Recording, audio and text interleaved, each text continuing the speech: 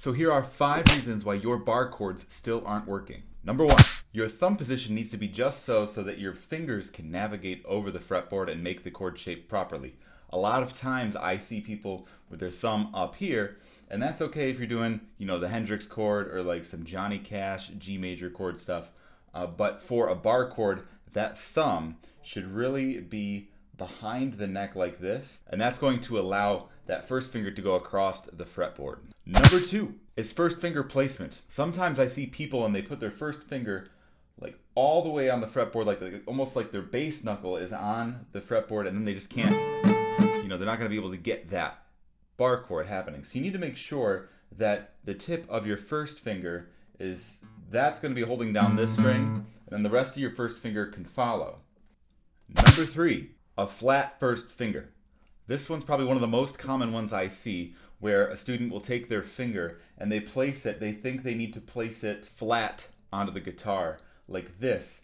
And sometimes it can work, but still you hear it right there, right? Because that knuckle is not strong enough. What we really need to do is we need to roll that first finger back like this. So watch this motion again. We roll the first finger back like this, roll it back, then we get that hard bony side of our finger.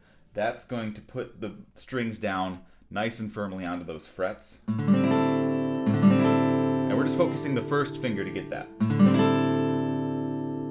So then here's the full bar chord with that. Nice.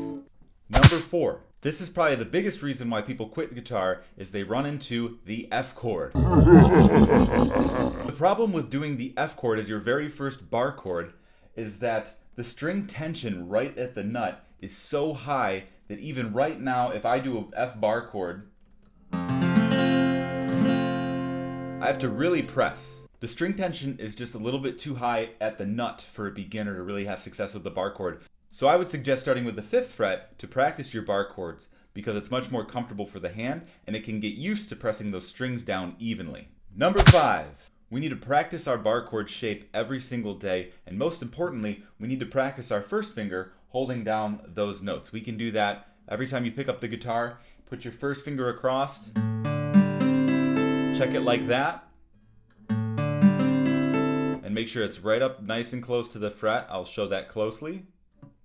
And then adjust until you're getting every string to ring out nicely. Like a sport or exercise, we need to train our first finger to be strong enough to hold these notes down. And that's something that's not going to happen overnight. But as long as you apply the first 4 steps that I've given you here, and then you practice continually all these 4 steps every day, your bar chords are going to end up being great. Hey guys, thanks for watching the video. I really hope it helped you out. If it helped your bar chords out and now they're sounding better, let me know in the comments below. Also let me know if something didn't make sense or if I can clarify something for you. If the video helped you out and you got value from it, please like and subscribe so that way you can see everything else I'll be posting in the future. Keep practicing those bar chords, and I'll see you next time.